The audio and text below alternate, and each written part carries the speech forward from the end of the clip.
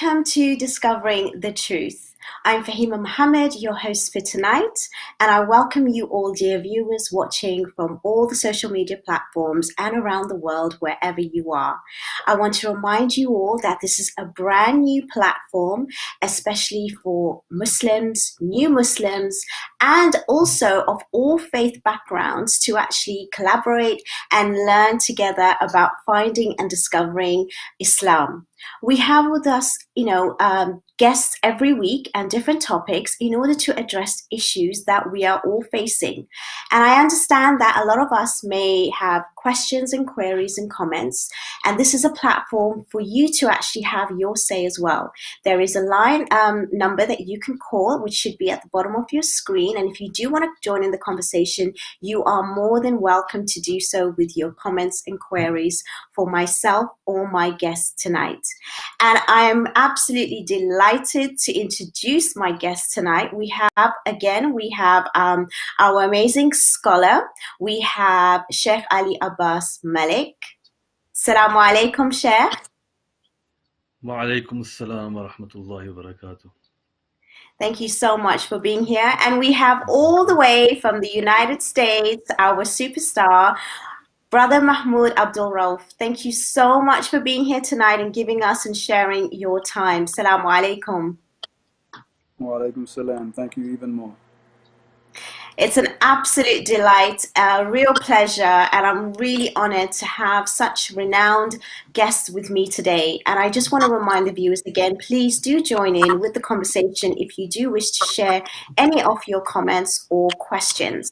We have a lot of people that do query why sometimes we raise these kinds of issues when it might be the minority. But I just want to say that because as Muslims and new Muslims and people learning about Islam and what is happening in the media, we just want to make sure that we even eradicate even the minority of people that may be only dealing with these kinds of issues. But regardless of that, we have a lot of keyboard warriors, but we have a platform today where you can speak directly to myself if there are any issues, and we can definitely address this tonight. I quickly want to go to you first, Brother Mahmoud, before I address this question to the Sheikh.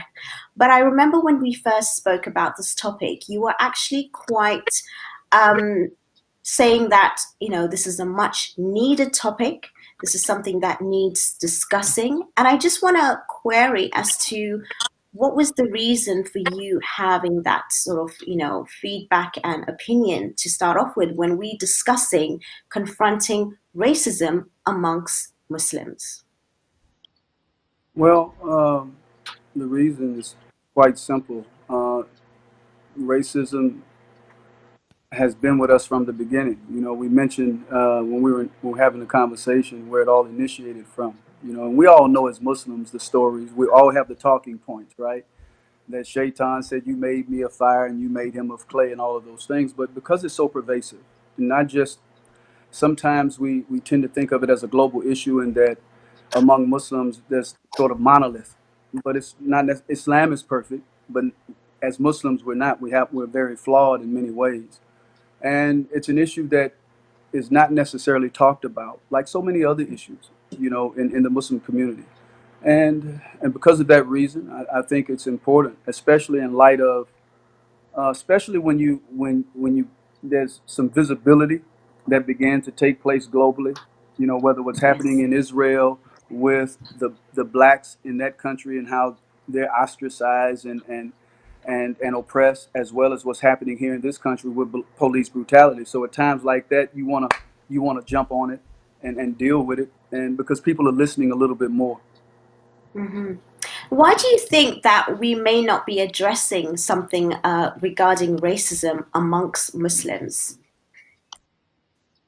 It's sometimes hard, I think, for people to turn the lens toward people that share your own faith, because sometimes there's this tendency that if I'm talking about people in my faith, then at the same time that I'm bashing Islam, and we have to be able to make the distinction. We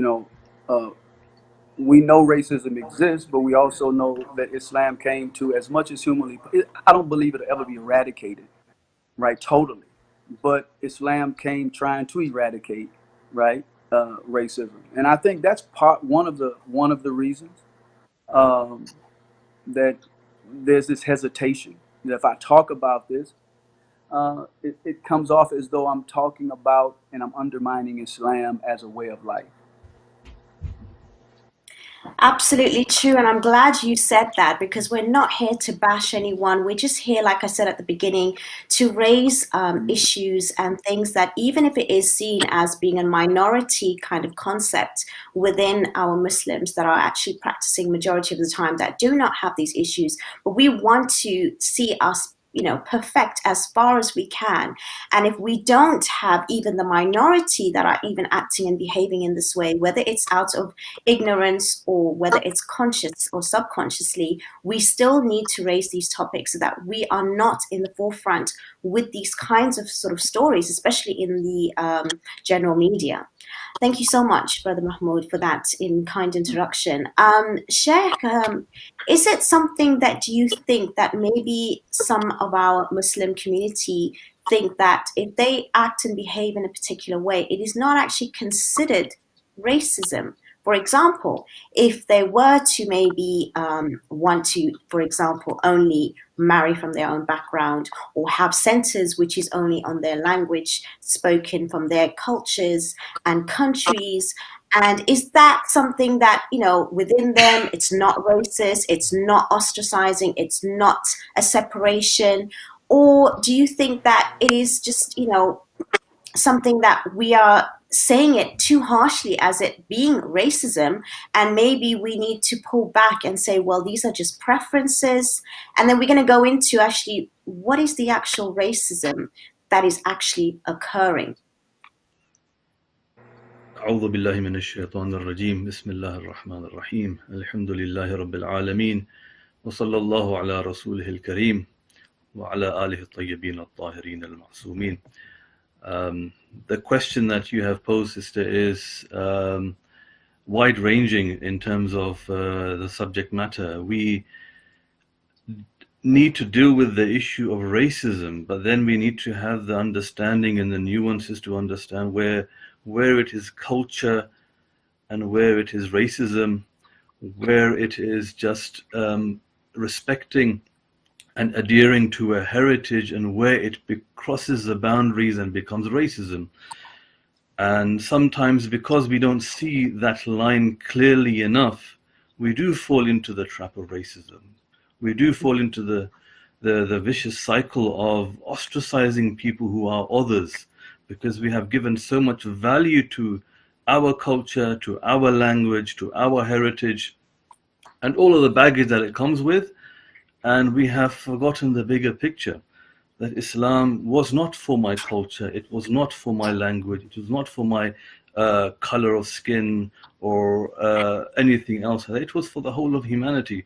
And this is a message that is pervasive throughout Islam and throughout the teachings of the Holy Prophet and the Ahlebait alayhimu salatu wassalam. So we need to understand what is racism and where culture is allowed and where it becomes something not conducive to an Islamic environment. Because we can have the best Islamic programs in our centers, but when we allow cultural norms and cultural habits to take so much value that we do not see and understand that the Muslim population, the diaspora, and then the reverts who come into the fold of Islam from the indigenous population, is such an amalgamation, is such a rich culture that we can really truly tap into. And that diversity of thought, of culture,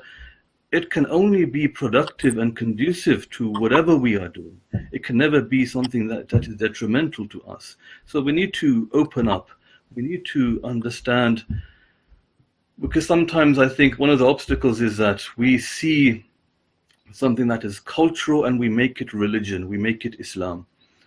And that is where the fault lies, I think. Where something is cultural, we should understand it as cultural, and as far as it is something that is productive and in line with the Sharia and in line with the ethos of Islam, the spirit of Islam, yes, by all means, You know, culture can be something very, very important in the way we address issues, the way we have our gatherings, in the way we commemorate the Ahlebait alayhim afdalus salatu wassalam.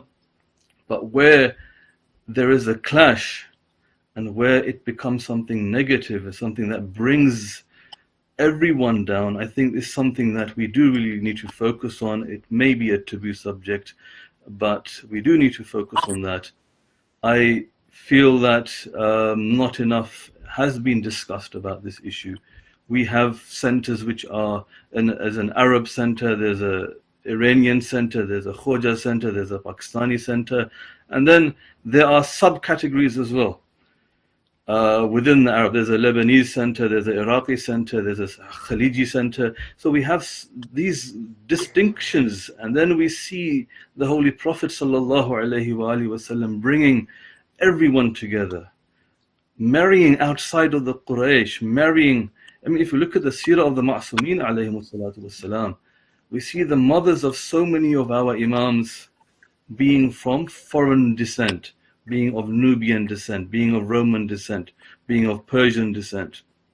There is one report that one of the Imam's mother was Al-Marsiya, that apparently she's from Marseille, from the French, or from Maghreb, from Morocco. So, and then we look at the life of Imam al-Jawad alayhi salam, and we see how he suffered racism as well, where there was a group of followers of the previous Imam Ali al-Rida alayhi salam, who weren't happy with his decision to make his son Imam al-Jawad alayhi salam the next Imam. Of course, it wasn't his decision, it's a decision of Allah subhanahu wa ta'ala. But they weren't happy with a son of a Nubian with a darker shade of color being the next Imam. And you know, this racism was suffered by the Imams alayhimu salatu wasalam as well. And there is a hadith from Imam Sadiq alayhi salam in which he says that racism, at-ta'assub, gradually it affects our iman. The words are that the ta'assub will gradually remove the tie or the collar of iman from the necks. It's not just about a propriety or properness or akhlaq and ethics. It really affects our faith. It's going to take Absolutely. our faith away from us if we do not do anything now. And at this juncture where there is a massive debate across the Western world about the rights of minorities, about the, as the brother has mentioned, police brutality in the States and the racism that many people are suffering from, I think, the juncture has come for us to truly get with the news and do something about it. Otherwise, it will be too late. Definitely. No, you've raised a lot of issues there, and I've got so many questions. So I'm hoping that I can get through this as quick as I can, just so that we can address it. I think what really stands out for me is that, as we stand up for, these kind of like brutalities or sort of injustice, we as Muslims are the first to do it, but we have to sort of reflect and look in the mirror a lot more. And I think that I want to be straight in these kind of conversations. We're not going to be diplomatic. We're not politicians here. I want to be real. These is what my shows are about. And I want to come to you now, Brother Mahmoud, when I actually ask you, give me some examples of actual racism within the Muslim community. For example, I will just suggest one and you can go from there. What do you think if a Muslim brother or sister said that, it is better and it's the best way, relationship to marry just from your own background or culture? Do you see that as racism? Do you see that as offensive? We need to be real. I want to bring real examples because, these things we can talk and we can, sit on the fence and we can even give, a lot of these kind of issues, but it still happens. And it happens not just amongst the ignorant. Unfortunately, it's happening amongst people who are even educated and are even influencers out there that is giving this kind of information. So I want to hear from you. What is it that you see that is actually kind of racism amongst our Muslims? I want real examples so that we can really address this. I think before answering that, let me just say that when you mentioned earlier, and I think it was a great question, What's the difference between knowing if something is racist and if something is just a preference? And when you said that, the first thing that came to my mind was, it's okay to have preferences if your preference is marrying within your culture. But when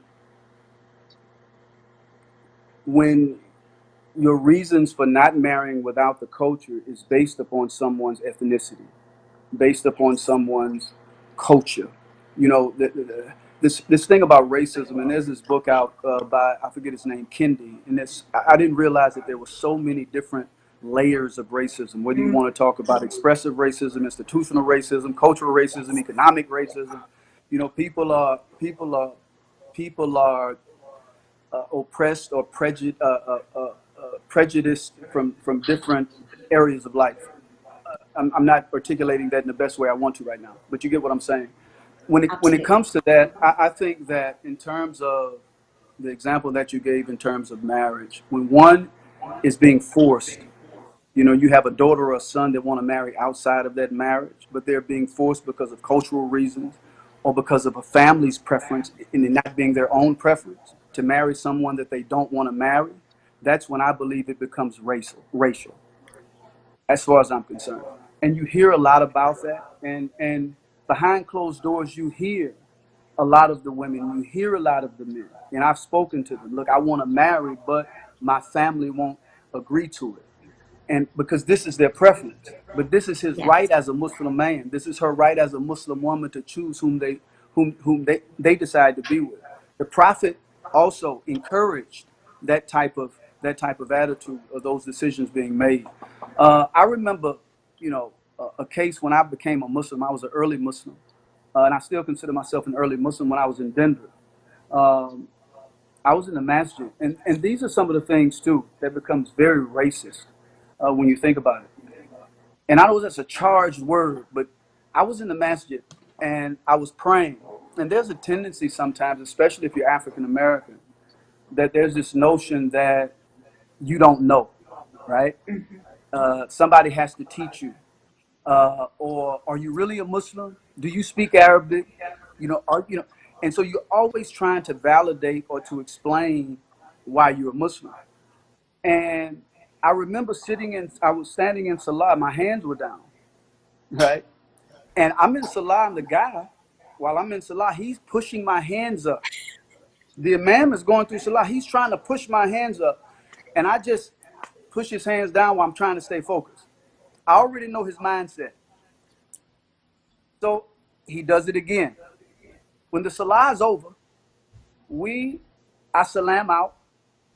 Before I can even finish my slamming out, he says, Salamu alaikum.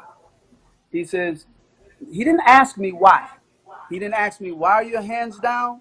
He went into explaining to me because he probably assumed, here's this young African-American guy, who doesn't know. He was either Middle Eastern or South Asian. Let me teach him. Let me tell him something. And he began to explain to me, he said, the Prophet, and I'm going to tell you straight up how it went down and what I said to him. He said, the Prophet never prayed with his hands down. He either prayed like this, and he put his hands right over left by his navel, and then he put them high, either prayed like this. But he said, never pray like this. He said, this is bid'ah. And I was so tired at that time because I'd gotten I began to get overdosed with this type of, treatment. And I looked at him and I said, brother, are you aware? And I didn't even go to the other side. I didn't even go into Shiism, right? I said, are you aware of Maliki school of thought? I said, do me a favor. I said, go to Nigeria where a lot of those brothers practice the Maliki school of thought and go tell them that they're praying wrong. And he said, the Prophet did it one time when he was tired. I said, man, get the hell out of my face with that, man. I was so angry, right? I said, here it is. You coming to me. You don't ask me what I think. You already assume that I don't know anything about Islam. I don't know anything about schools of thought. And so these are the types of things among many that oftentimes you have to deal with that I think comes off as in many ways being racist, because there's this idea oftentimes that by you know, as black people, even as Muslims, we are navigating through two social identities, right? Being Mm, Muslim and being black, right? mm, And and and oftentimes the dominant idea is that being Muslim means it's Middle Eastern or it's South Asian. So there's very little room to maneuver between the two, right? And it becomes and so in the process we in a sense are dehumanized, right? And we're looked down upon, and it's demeaning. And when you look at history, even a brief look at history, we owe a debt to Abyssinia. We owe a debt to modern day Ethiopia. They gave refuge. Even going into Medina after those 5 to 7 years, give or take, there were many Arabs, but there were not many other ethnicities. There were about 37 Africans that went with the Prophet to Medina. So there was no issue. Nowadays, if you come and you say, well, hey, I'm a Muslim, you Muslim? You know Arabic? mm, Where you from? Right? It's like being black and being Muslim don't seem to go together. Back then, that would have been unheard of, because mm, it was mostly Arabs, and outside of that, it was mostly Africans. That first migration to Medina that occurred, so it was mostly Africans and blacks at that time. And we tend to, and like the Imam said, you know, even thinking about Prophet Ibrahim's wife, Hajar, Ethiopian. So Ishmael is what? Part African. So, but would we dare approach Ibrahim this way? And so we tend to forget history, and we get caught up in the ignorance of allowing race or culture or class or all of these things to define our worth as human beings, as opposed to our character, as Allah says. You know, because He says we were created from one nafs. So in mm. essence, we're all distant relatives of each other. I even think about sometimes what they say about the first man, right? And the archaeologists or whoever they are, they say, well, the first man was an African, right? And there's so many people that prove this. And they say, well, from black come all of these different races, right? And so when you look at that, we think about what Allah is saying, that technically we come from the same nafs, then it's a high level of ignorance for us to allow ourselves to be duped into falling for this trap of looking at this color and that color to define our worth as human beings. A brother said to me the other day, you told me to get long-winded, so I am. He said to me the other Go day, ahead. he said, I'm going to end on this one. He said to me the other day, because as the Imam was saying, sometimes I think too, we get caught up where when we experience this racism so much, well, this masjid have these, and there's this feeling of exclusion. It's no problem if you want to be around people that you're familiar with, but when it becomes an issue of you excluding others, is Mm, when it poses a major problem. And he was saying to me, he said, if it came between your people, I said that right there, that's the problem. What do you mean by your people? your people, yeah. Right? And I had to remind you, Allah is the one who sets the criteria of what's right and wrong, who define things for us. It's one thing Mm, to recognize and to be aware of the fact that, okay, I come from this region, I come from a people that look like this. It's another thing to be exclusionary, right? And to put other people down as a result of that. And he said, well, if it was between your people and somebody else, who would you fight for first? I said, this is not a first or second. mm, I said, whoever comes to me first with an issue is what I'm dealing with. But technically, it's not a first or second. I'm going to stand up. I don't care if you white, black, atheist, Christian, Jew. If an injustice has occurred, Allah says, speak out against injustice, even if it's against yourself. mm. This is universal. And so, but what happens is people tend to be reflexive, right? And like, well, you doing this to us, we gonna do this to you. And then the problem, it continues to linger, and it's never solved when you carry on in that way. Let me shut up. All right, Wow, I'm done. that is such a powerful, powerful statement that you've made there. I think you've given so many different directions, but it does allude to one thing when it comes to us differentiating and separating ourselves with regards to color, firstly, and also being more patriotic to the places that we are born and our ethnicity. And that, for me, like you said, even at the beginning, that yes, we hear this and we kind of brush it under the carpet. You hear them, the men and the women speak, and you know what? We just take it lightly, but actually, it's actually really dangerous for us. We as Muslims in this entire world is being looked upon in a particular way. Yet we do that amongst our own so-called, as we should say and believe, brothers and sisters in faith. Now that's where I find it a problem.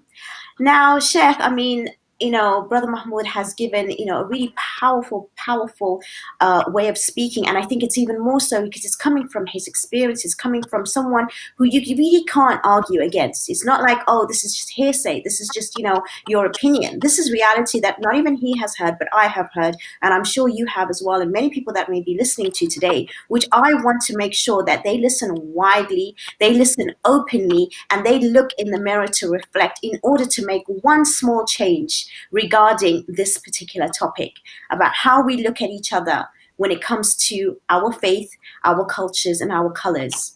Now, do you think just generally it is just the ignorance of certain people? Or do you think it's more of an agenda politically?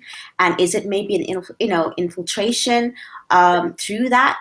What is your thoughts on that? Because like also Brother Mahmoud had mentioned, there's so many different types of racism, the structural, and so many other ways that it can filter.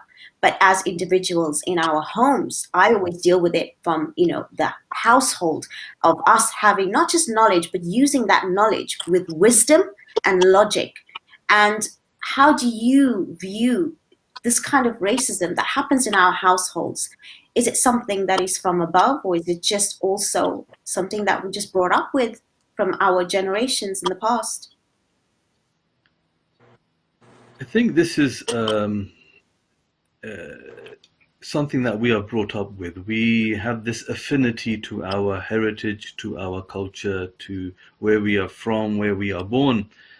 And Allah knows this, of course, and He has created us in this way. Allah subhanahu wa ta'ala says in the Holy Quran, Ya ayyuhan nas, addressing humanity as a whole, that inna khalaqnakum min dhakarin wa untha. We have created you all from one male and a female.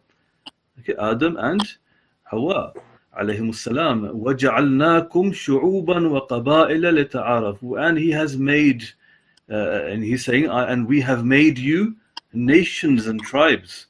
Why? لِتَعَارَفُوا. So this distinction that you have amongst each other is just a means by which you can recognize one another and understand one another. Not to create borders and boundaries, but to really integrate in a way that is supportive to each of your nations, your tribes. But when it becomes dangerous is when we take that watan, that homeland, that place where you are born, or your ethnicity or your culture, your tribe, and assert a superiority over others. And that is where it truly becomes haram, it becomes racism. But Allah subhanahu wa ta'ala says, of course, Inna akramakum inna Allah atqakum. It doesn't matter what tribe you are from, what nation you are from. The most noble isn't who speaks English, who speaks Gujarati, who speaks Arabic, who speaks Farsi, but it is who is the closest to Allah, the most aware and conscious of Allah subhanahu wa ta'ala. And this isn't something that you and I can judge. It's only Allah can judge that. When we speak about who is better and who is superior, and then what is going to happen here at this center or that center, we have to understand these aren't our centers. These are what we call Husayniyat, the Imam Bargahs, and some of them are mosques, the houses of Allah subhanahu wa ta'ala. So it's a responsibility that we have to ensure that we run and manage these places for the community that is there. Now, of course, and in answer to your question, the process that we have moved to these lands from the Middle East or from South Asia or from wherever our fathers and grandfathers are from, they have moved here with the idea that we'll make some money and then we go back. And the initial, most of the time, not to generalize, but most of the time this was the intent. But then they hung around. Then they have children, and then those children have children. But they have never thought about the long term. they thought that this is just a short-term thing, but our affinity, our connection will remain, and it should remain, okay? But the children who are born here in the West, in the UK, in the US, or wherever, they get confused about what's happened. Are they British? Are they American? Are they Pakistani? Are they Iraqi? Are they Lebanese? Are they Farsi, Iranian? What are they? And I think through that, these discussions are inshallah coming about as well, but they are then inculcated with the same kind of philosophy that, you know, you always have to go back to the motherland. And they fail to realize that ship has gone. They are now British. They know English more than they know their mother tongues. Yeah.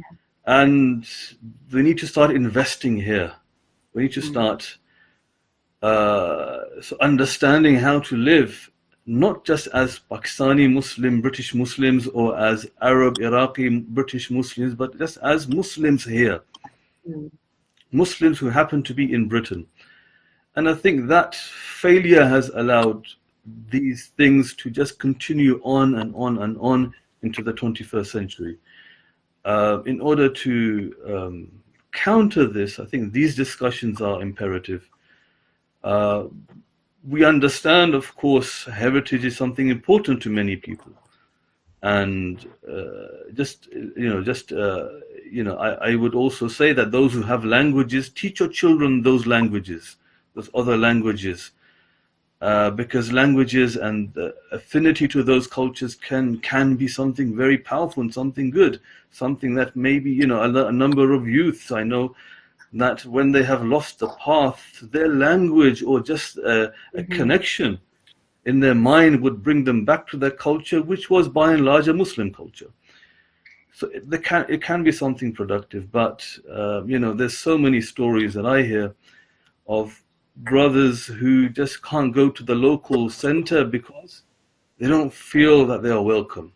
They don't feel that they can connect with anyone. They feel ostracized, and they end up just using whatever's on the internet or traveling far and wide to find somewhere where they can actually relate to people and be a part of a community. We're still dividing ourselves. Like in Pakistan, there are other nationalities, for instance. There's the Indian nationality, there's a Persian nationality, there's an Arab nationality, but they are very distant.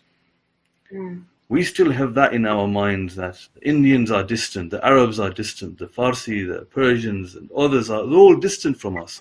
So, when they are distant in our minds, we'll distance them in our actions as well. And we don't realize that they are living on the same street, they are living, and they want to go to the same center, they want to benefit from the same center, and they want to give benefit to the center as well. They have so much for us, to take as well.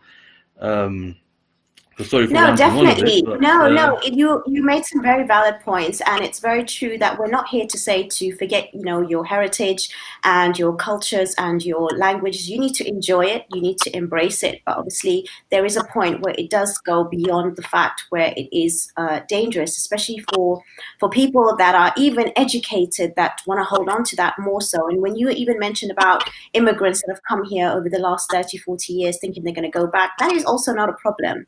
However, even if you are going to go back to a particular way, you need to make sure that even if you are going to be that way, it has to be that life is not like that. It has to be where you are still with people that are not your own. I think we also have friendship groups and communities from a very young age, even in schools, where we are afraid of the other. And I know that in Islam it says that whoever you hang around with, they are your influences. But I also heard from scholars myself that said, if you are the kind of character to be built in a particular way that is strong, that you are the influencer. So you can go into other communities and be the ones who are, influencing others, instead of thinking that they're the ones that are always going to have that over you. So it just really depends on each one, the way in which they think and the way in which they have passion for their faith. I think that's what we need to build today, so that we don't have that fear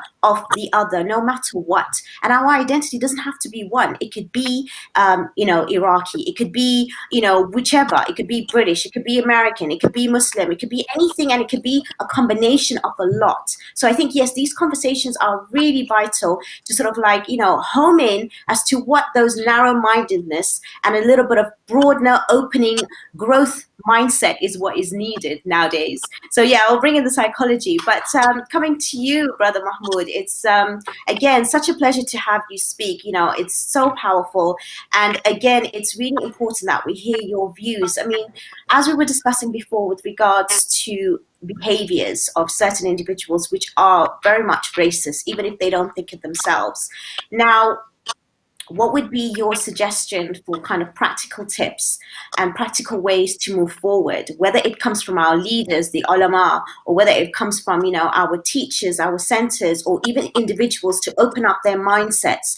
Don't just only, read only Islamic books, for example, because that's what we do. Don't only hang around with only Muslim friends because you think that's the best way you're going to get influenced. It doesn't work that way, unfortunately.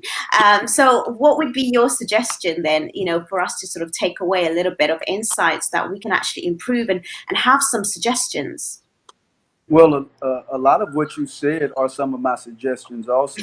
Don't just limit, literally, don't just limit yourself, because all knowledge belongs to Allah. We had this conversation before, and sometimes we, again, I keep going to this. I know a lot of people, and I keep telling, because I'm that person, I'm constantly trying to expand my reading material, and I'm constantly trying to engage that material, which is also critically important. But some people are stuck with certain subjects, and as long as you stay within those subjects, your mind won't grow, your behavior won't grow. And so that would be one. But I was listening also to the Sheikh, and I was remembering a conversation that we had also. There's this book by Adam Hofschild called "Bury the Chains," and they were talking about how one time, and I know in the book is about slavery, but racism and slavery goes hand in hand. But they were talking about how at one time and this is what the book is about. A person can argue this later, but at one point the whole earth was like 3/4 slavery, whether it was chattel slavery and indentured slavery. And in the book, they were talking about how and actually it was a place in London, a street in London, where this story says the first idea was to work towards eradicating slavery globally. And their objective was to target every place possible, whether it was pamphlets, whether it was government offices, whether it was schools, streets, to constantly, in other words, they began to work on the idea of transforming public spaces into a theater, right? Meant to educate and alienate, right? And I think this is important, and you're educating and alienating an audience from their most deeply and cherished beliefs, because we've all been socialized to a certain degree. And so, but it talked about how long that process took, because at one point they said that slavery was the peculiar institution, but after many, many years, it began to be looked at as something that was deplorable, that it was unacceptable by most people. So I think this is definitely, we have to bring attention to the normalcy of what it means to be a minority, to what it means to be racist, to expose it every time it raises its head, publicly, privately. The more we do that, people will be hesitant, and it may take a long time. It took a long time to get here. It's not going to happen overnight, but we have to. That's just one step. It's a strong step, a powerful step, and it's one that's going to. It's going to be risky. You may lose your job, you may lose friendships, but when it's all said and done, I think our desire for justice and what's right should supersede all of the other stuff. But also, something was said earlier too about how people feel unwelcome, and it just made me think of when the Prophet ﷺ went to Medina, And I know the story. I remember seeing the movie and how when they were in Medina, they caused the brothers and sisters in the Ansar and to what do you call it? Befriend and become a brother to the Hajjus, right? And so whatever is theirs is yours. Whatever is yours is theirs. This is something. Now this is profound, right? This is prolific. But something like this, even within masjids, if people can begin to do that. No, not your own. Look, you become a sister to this sister. You become a brother to this brother, right? Spend time with each other. I think the more we spend time with each other, it becomes harder, right? Yes. To dislike and hate that person. Yes. And we're not doing that enough. And it may sound like something small, but it ends up being something very big. You know, because still you have people, they'll have friends and they'll be like, well, I know this black guy, or I know this Iranian, I know this Iraqi. We're cool. But they'll still speak about blacks and Iraqis and Iranians in a generalized way, in a negative way, but yet you're not like them, right? Yes. It's because they've learned, they've gotten to know them. And so if we do that, those are just small little steps, I think. Maybe not profound steps, but I think they can end up being very profound and beneficial in the way we begin to, I guess, behead this monster, you know, of racism. No, definitely. I think it's really, really true. And I'm glad you brought that up, especially that book. Please share that with me and, you know, give me the name, because I obviously want to expand as well with my own knowledge. And I don't just learn just by listening to Islamic lecturers. I listen a lot to other specialists from other backgrounds who can teach us. And I think that's what we are afraid of. And the fact that you said that we need to sort of like, you know, have these small movements within ourselves. Yes, it takes those small steps, just like how we're sitting here today and speaking about something like this and being open about something like this. This is already an initiative to instigate something so that, you know, at the end of the day, people will think twice when they are choosing, for example, a partner and saying, you know, we want this, we want that. And they need to question themselves, why? Is it just a preference? Is it just something that, you know, they're just scared to come out of? And why are they scared? And what is that sort of attachment? Is it the ego? Is it, you know, something that they want to preserve? In what way? And what does that mean? Because as Muslims, there is no boundaries in that way. And it's very simple and open to all. And I personally do try and represent outside our community, like you just mentioned, that if someone even understands and hears of a Muslim woman wearing hijab, who's speaking, who is, you know, friendly, that even if they hear somebody else, they'll be defending you before you have to defend yourself. So that is absolutely correct. And before we end, I definitely want to come to you, Sheikh. It's been so amazing to hear you speak as well. It's really important to have our scholars here to actually back up what we're saying, because, you know, it's really important that we do respect what the studies are of people like yourself, ways forward. And I think that's what's also more important in these shows, that we have people like yourself, that we're not just giving opinions, we are sitting here with learned individuals to actually help us move forward in this way. What would be your final thoughts before we end the show? Whatever you decide to say, it is more than welcome. There is no real question, but any sort of takeaway before we end the show? Most of us Muslims who do behave racist in some way, or stereotypical prejudices, we subject others to that. We have been subject to racism as well ourselves. It's not something alien to us. We, as minorities in the UK, in the US, of myself from the South Asian origin, and, you know, we have experienced that. So why are we then subjecting others to it? Why are we behaving in the same way that the racists are treating us? Part of the problem, of course, as I mentioned, is about a greater affinity to one's homeland, to a country, to a nation state. This wasn't much of an issue prior to the First World War, I think, because after the Second World War, we have this change of the paradigm of the political world, where boundaries are drawn between Muslim countries and the nation states are created. So this political force that came out from the West has divided us. And I remember that Allama Iqbal, who was one of the great philosophers and poets of the Indian subcontinent, he heard a Muslim preacher say that our allegiance should be to this country. And he wrote a poem, disparaging that either we are with Mustafa or we are with Abu Lahab. You make the decision. This is the boundary.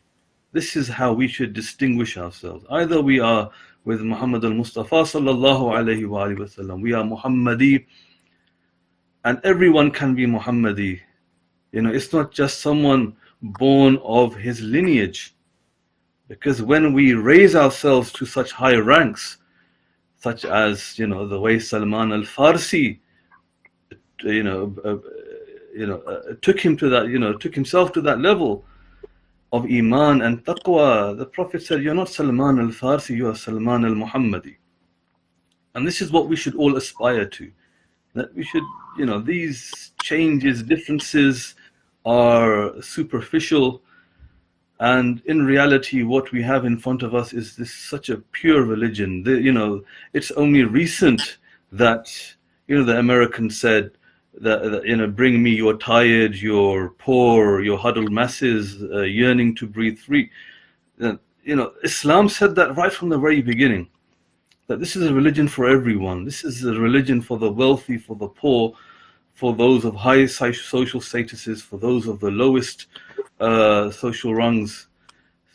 If we understand that spirit of Islam, then inshallah we can move forward and we can move ahead. But I feel that things are changing for the better. What Yes, Brother Mahmoud did many years ago, we see people like Colin Kaepernick doing this today, and we can see a movement coming out of this. And hopefully, definitely. I'm sorry to cut you off. Inshallah, Yes. we will continue. I think we have to continue this conversation at some point again, and I would love to have you both back to discuss this further. It's unfortunately towards the end of the show. I want to thank you both, Brother Mahmoud and Sheikh Malik, for your time and your insights. It's been an absolute delight and pleasure, and my honor to be having you present you today. Thank you so much, dear viewers, for watching, and inshallah, we hope to see you next week with another topic and new guest. Have a lovely evening. Take care. Assalamu alaikum wa rahmatullahi wa barakatuh.